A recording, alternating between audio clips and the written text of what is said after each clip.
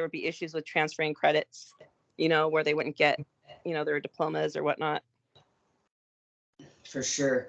Just to let you know, I accidentally hit stop recording, so I'm going to actually have to split this into 2 videos. Sure. I apologize. I'm just letting you know in case you see 2 videos. You're not like, oh, we didn't do it twice or something. Let's see. So there's lots of consequences against stuff. Was the intervention? Or just do you mean like when kids were restrained? No, solitary confinement. Yeah, that was we called it R&R. Okay.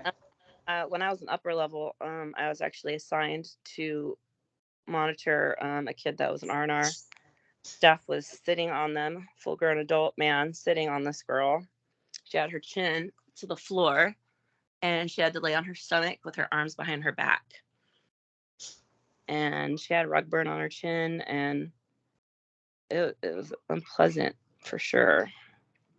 For sure. So did you see, was that just something you saw once, or did you see that stuff a lot, or? Only when I worked in R&R. But it was pretty much a common thing to see when you were in there? Yeah. Okay. Very common. Later on, when I've talked to fellow survivors from the boys' facility, it sounded like they got much more physical with the students on that side. And it was, like punching, kicking. I didn't witness any of that, but I did witness, where they would restrain them and sit on them. Yeah, I spent 4 days in intervention once, solitary confinement, when I was in Spring Creek. It wasn't fun. I was a Class A flip out, though. I just didn't give a fuck, like, the first year of my program. I was doing everything and anything I could to get pulled, but it didn't happen. So, let's see here. Did they have a wilderness program attached to that at all? No, but there was another program that if you didn't work the program, they sent you to another program in Mexico called High Impact. And that one was like outdoorsy. They had to walk laps all day, supposedly holding sandbags, and they slept outside in like cages. Something, it was run by one of the former staff that worked there. Then they gave him his own facility to run. So he used to be one of the papas on the boys' facility. And that was constantly like held over girls' heads. Like, hey, if you don't work the program, you're gonna get sent there. Then they get sent back to Casa after they did what they're supposed to do there, So in a way, it's almost like its own solitary, because like they couldn't, they were treated so inhumanely. They were just punished the whole time. Yeah. Let's see. So you, sorry, somebody was yelling outside. So high impact. So you heard about the cages and the walking with the sandbags and whatnot. Was there anything else that stuck out to you that you heard about high impact? Mostly about the dog cages and the walking laps with sandbags. Okay. That pretty much did it for me. You sleep outside, you don't get utensils. You just are treated literally like a dog. Okay. And that was essentially their version of Jamaica.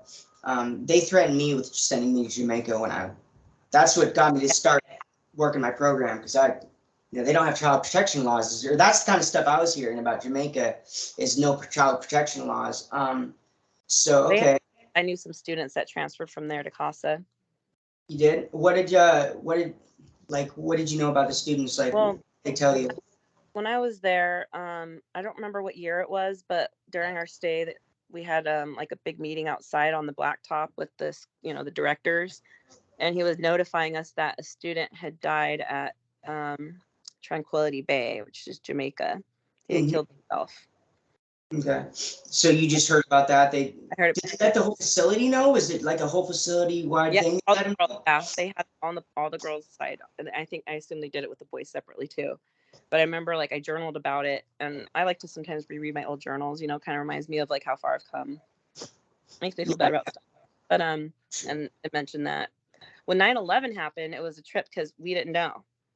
Like, I think like a week or so later, we got called outside, and he basically just gave us very vague details. And I felt so bad for the other girls that were there that are from New York and just out there because they weren't told anything. So when I came back to the States 2 weeks later, I'm like, whoa, not only is it like a huge shock because we went from zero communication to the world to this. It was intense. Come back to a war and like all these new movies and songs and things. Was there any like moment of silence? Did they do anything for 9/11 at all? Yeah, when he told us, then it was like, okay, let's all be quiet for a minute and do a prayer. But that's about it. It wasn't like basically something happened in New York. There was some planes crash. Very big. Yeah. Okay. Interesting. Let's see. So walk us through your first seminar experience. What was that like? Positive, negative? Well, I blocked out a lot of parts of the seminars, but what I do remember is we entered in a single file line into what was like the gymnasium, and there's a bunch of rows of chairs. The facilitator was standing on a like kind of up on a podium or something, and they're playing this music. I don't remember what the song is, but you went through the same one. Do you remember? 2001? Was it 2001: A Space Odyssey? Maybe, I don't know. I was in Discovery like in '99, but it's like, oh, it's a famous song. Anyways, but we had to sit down before the song ended. That's how they did it. That's how they did it with us too. Yep. And Jan went around, she basically, just yelled at us for a good while, and would go up to each student, different random kids, and like make them stand up and, put them on blast, basically, like ask them why they're there and then tell them they're bad and, just get in your face. And then the upper levels that were staffing the seminar with them get in your face too. I remember when we had to hit the towels, where they were duct taped, and they turned off the lights and they made us bang as hard as we could on the floor with the towels. It seems like forever.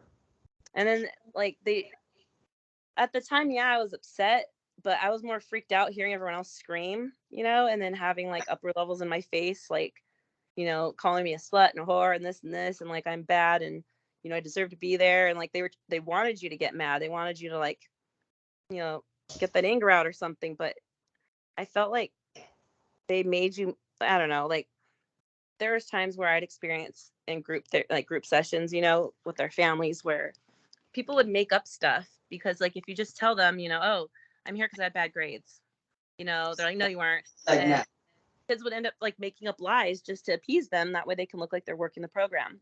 Yeah. Yep. And abused, then all of a sudden now I was abused. And what's scary about stuff like that is that when you do that to somebody, and when you start having somebody say something that's not true, you say it enough, they'll start to believe it about themselves. Yeah. Absolutely. It's crazy, but it's true. Well, and then like it's almost like if you don't say the right thing or you don't have the right problem, then it keeps you there longer, even because they or if you don't cry, or if you don't cry. Did they? Oh yeah, a lot of that too. If you're not crying, you're not feeling. You're closed off. But did they read your guys' mail too? Yeah, ingoing and outgoing. Well, not incoming, unless they like. Hold on a second. I think they skimmed over incoming, but I don't think they actually read incoming. Outgoing, they read. Because they made us think that they did, and I heard later on in the years, and I didn't know this, but sometimes like the upper levels or staff would go through our stuff, like look at our journals and stuff. I remember getting called out once to talk to one of the directors about something, and it's something I actually wrote in my journal, and I'm like, oh no, how the heck does he know this?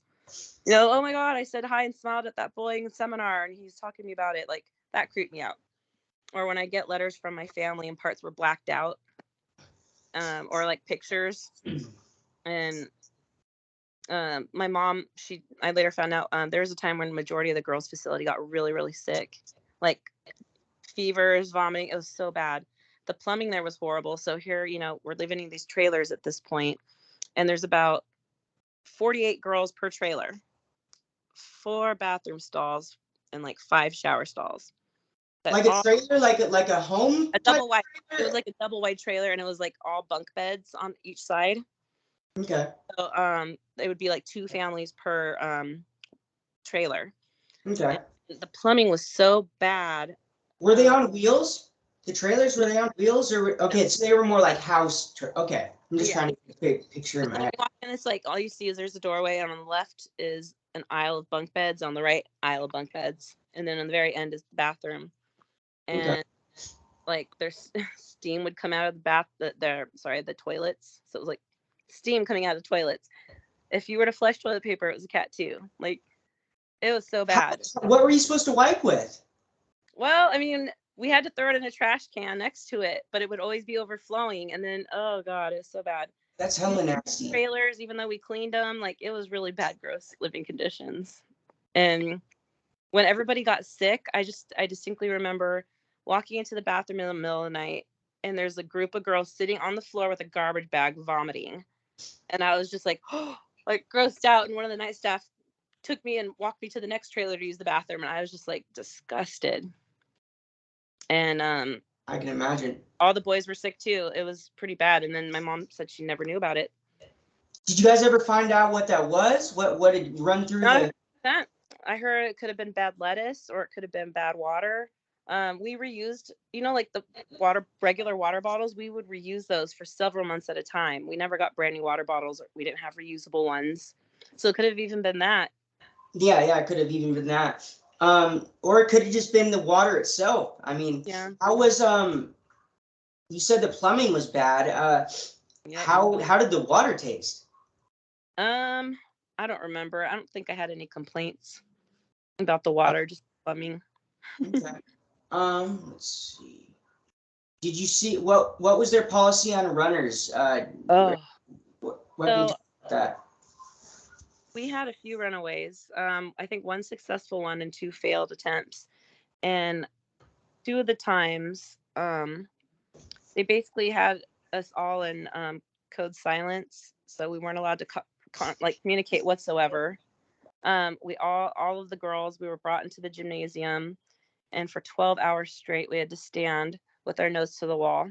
They were punishing all of us for this girl running away. They wanted us to know that one action can affect everybody. Mm-hmm. And we were not allowed to eat with utensils. They only gave us rice and beans. And then the next day, instead of having us do school, they had us rewrite the entire handbook.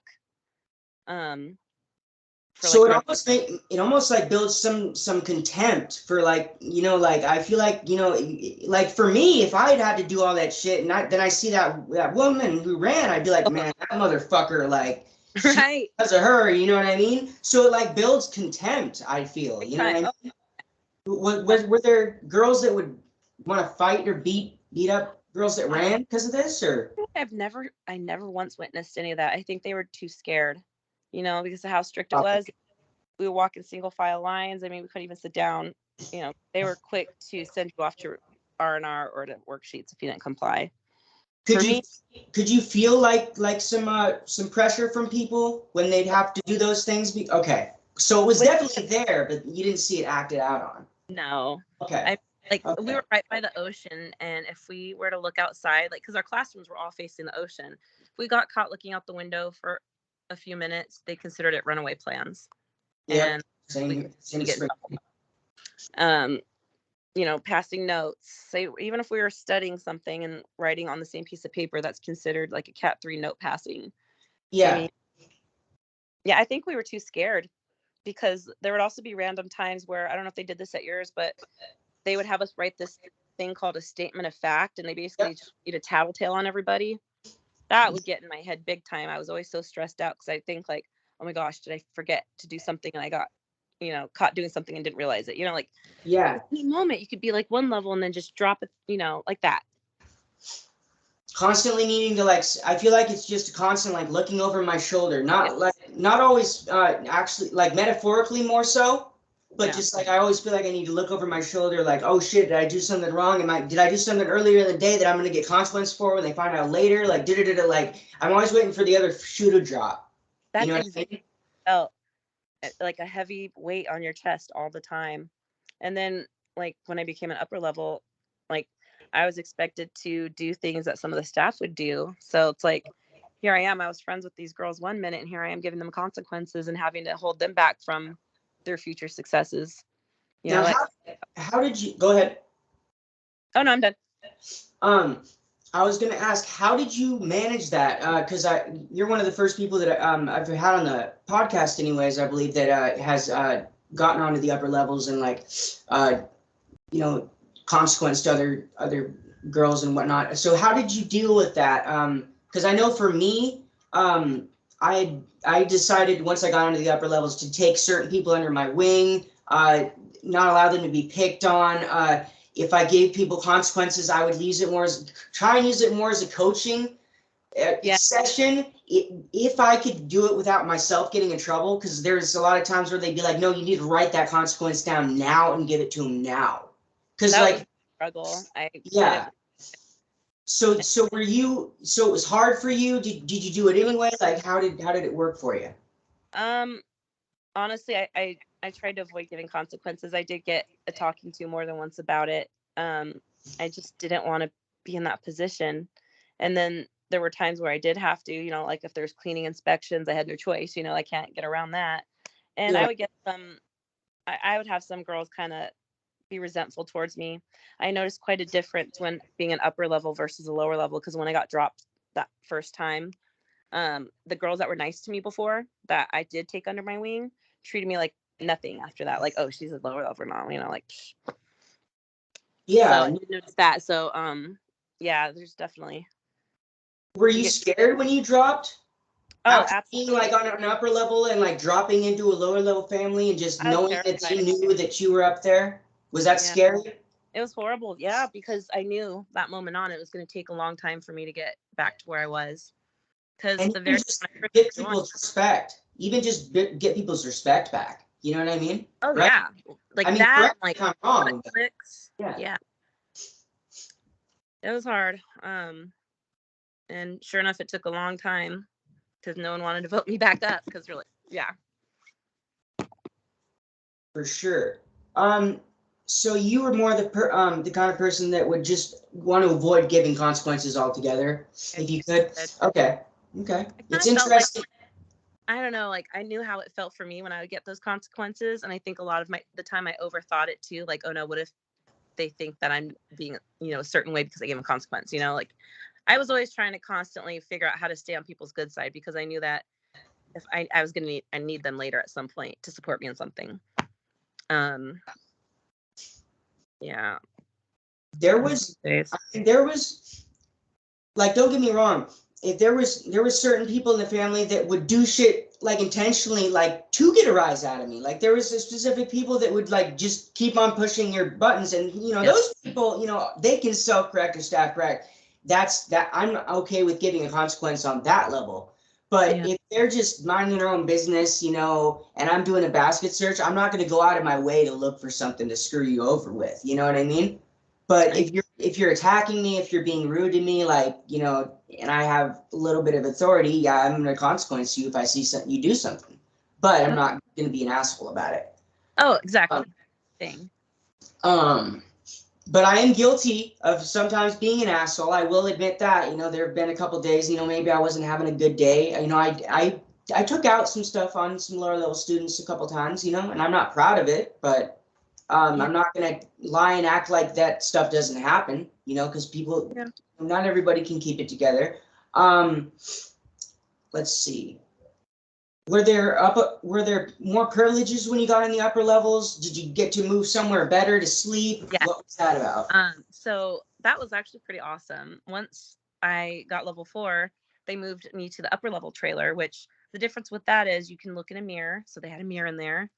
You can wear regular clothes when you're not working with the mamas in the families. When you're off shift, they called it. We could wear tennis shoes with shoelaces instead of sandals. I remember I had not seen myself in the mirror for 14 months. And that includes shaving, by the way. They didn't let the girls shave. That was just horrible. Like anywhere at all? No, yeah, we couldn't shave our legs. So we were forced to have bad hygiene. It was so gross.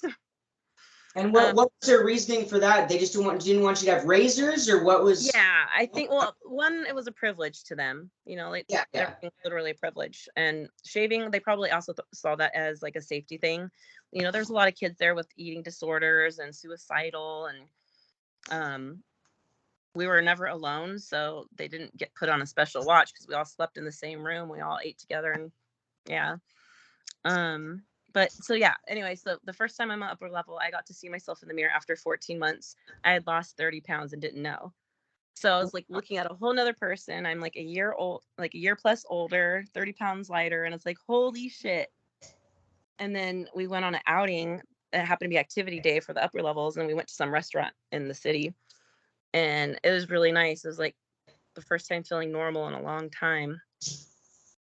Sucks like having that taken away from you, when you drop. Yeah, I feel it. So the clothes and the mirror and the shaving was a big perk. And then we were responsible for making sure that we woke up on time and made it, to the families we were supposed to work in and all that. Did you have morning chores and night chores? I forget the schedule routine when I was upper level, but we did have fitness twice a day, just like the lower levels. And then I think we still had reflections and everything, where you write down. Yeah, I don't think any much different there. Okay. What about food? What kind of food did they feed you there? Lower levels versus upper levels? Could you get food sent up on the upper levels? No, food was the same for everybody. Only difference was like, if you didn't, you can get a candy bar like once or twice a month if you didn't get X amount of consequences. Same with the upper levels. And then unless we had an activity or something, then we, the food was pretty standard. Like there were some pretty nasty ones, like this nasty fish that still had the bone in it, and oh god, it was so gross. Or there's a salad with chicken and it had like the cartilage and bone still in it, and they would make you eat at least at first it used to be 80% of your meal. There would be girls there with eating disorders, so they would be forced to eat 80% of their meal. Sometimes girls would throw up. One of them, I didn't witness it, but I heard one girl was forced to eat her vomit because she couldn't eat it, and because she had an eating disorder, they decided to make her eat her. Yeah. But quesadillas, a lot of Mexican food. Okay. If you were a vegetarian, they did offer, the parents had to sign a form. They had the option to be a vegetarian. There was one girl that was a vegan, and they would not work with her diet requests, and she ended up getting pretty sick. And I think she was only there for maybe a few months. But yeah, I mean, there's some food that was awesome and some that was just disgusting. Okay. A lot of the girls gained weight there, but for me, I lost weight there. And between the stress and the water or something, like I was physically sick every single day for 29 months. So that probably also helped my weight loss. Yeah, that's what they should have marketed these programs as, is a weight loss program. Right. Like, you want to be stressed out of your fucking noggin for fucking years and lose weight? Well, then come to these boarding schools. They'll fix you right up. At least that, I feel like that would have been maybe a bit more honest than the approach they took. You know what I mean? Yeah. I mean they were big on there. They when I was at upper level, one time, it was really random too. It was still dark, really early in the morning. The director comes in, his name's Jade, and he blows like a foghorn, wakes us up, turns the lights on, and goes, "Get up, get up, get up." And we're like, "Oh my god, what's going on?" We're freaking out. Is this a drill? What's going on? And he goes and he starts having us do burpees and mountain climbers at like freaking 4 or 5 in the morning, all these exercises. Then he runs us across the street on this huge hill, has us running laps and, timing us and telling us to hurry up. People are like having a hard time, and it was insane. And then he goes and he tells us at the end, "Okay, don't tell anybody about this, but I want you to write an essay, about," I forget what the topic was, but it was supposed to be involved with that. But we weren't allowed to tell lower levels about what we, had done that morning. Okay. I don't know still what the purpose was, honestly. For people that don't know, what is a burpee? Could you describe? Oh gosh. Okay, so it's when you stand up, you jump up in the air, and then you go down onto the floor, kind of like a squat, and then jump back up. Okay. It's very strenuous. It's not fun, especially at 4 a.m. Yeah. In the mud. Yeah, it doesn't sound like fun. Let's see. What was your favorite meal there? Like, was there anything that you liked a little bit more than the other things? Like, what? Yep. Sopes. What was that? Sopes. It's like it's a Mexican dish. I want to say it's like cornmeal or something on the bottom, and kind of like a tostada, but the bottom's made with like corn or something. Have you ever had them? But I, anyways, it was really I, good. They also had steak quesadillas. Steak quesadillas are really good because the tortillas, I'm pretty sure, were homemade and they're big. nice. That's cool. Did you get to work kitchen ever? Yeah, I got to wash dishes. That was actually pretty nice. A change from the norm. Yeah. We would wash it in the main cafeteria so we could see the boys from a distance. Of course, of course. Would you guys ever note pass using the meals? Did you guys? I haven't, but I've heard, others had. Yeah, like slip it under I the was too tray or scared. I something. kept my head down. I did not want to go to Yeah, worksheets. for sure. Let's see. Let's see. Anything else you want to get off your chest about your experience there? Or that you want people to know? There's other options. These facilities aren't a last resort, and I don't wish this on anybody. I'm a parent now. I have 3 kids. My oldest is 14, and if he was to ever get into any kind of trouble, one thing's for sure, I would not send him to a behavior modification school. Because of this, I've suffered tremendous abandonment issues, trust, CPTSD, and my relationship with my family will never be the same. I think in ways that helped me, where it distanced me from the things I need to be away from, but in other ways it broke me. Kind of like you're on vacation from real life. Yep. But it's not a vacation. Exactly. It's like never ending hell. Like the day I got pulled, I was in shock still. Like, am I dreaming here? Is this for real? Like, I'm actually leaving. Like, it was unreal. How long did it, go ahead. Just I really hope that, my story and the other stories from the podcast can help open some eyes. Like there's always another way. Yeah, and I'm a firm believer that, like I say in this podcast frequently, is, the best way to educate people is through everybody's experiences. You know what I mean? And for people to get their experiences out there. And so I think it's a good thing that I have a platform for people to share their experiences and whatnot. Yeah, I appreciate what you're doing. I really getting the word out. For sure. I'm trying. I'm doing my best. I appreciate it. I was gonna ask, how long after because you got pulled, correct? Yes. Okay, just wanted to make sure.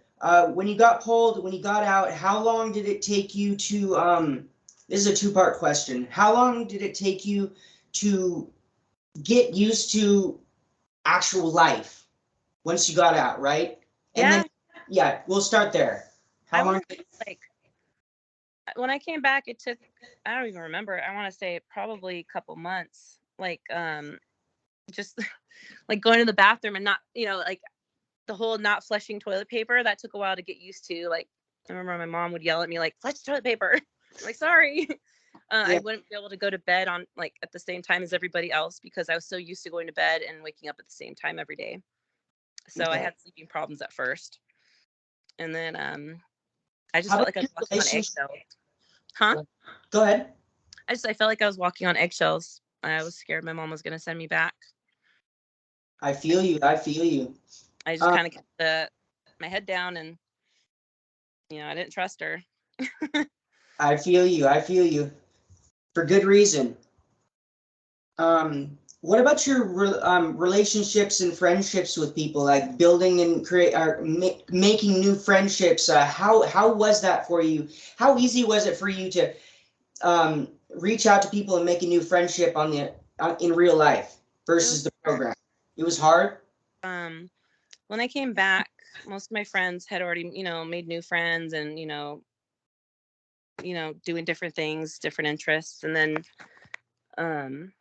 as I got older, I just found it's easy for me to engage with people and be social, but keeping actual friends is a lot harder for me because I don't trust anybody, I felt, I don't know, like being vulnerable around people, even just to be a friend after what we went through being in the program, like it's hard still to this day. Like I refuse to go to a therapist. I don't like group counseling or any of that, like that was just used to me as a weapon. I felt like, Yeah. So, those are stuff I still have to work on, to this day, is friendships and trust and, establishing those connections because they're important. For sure. I was gonna say, people in the program, in my experience, like they'll tell you what's on their mind and like what their intentions are pretty much right off the bat. In real life, you're never gonna get that from somebody. You'll find their true intentions either when you catch them in a lie, that's one way, or Yep. they'll eventually come out with it, but it's not gonna be right up front. You know what I mean? So it's like in my opinion, the complete flip flop of how it is in real life. Yeah. People just, yeah. I totally see that. Yeah. Let's see.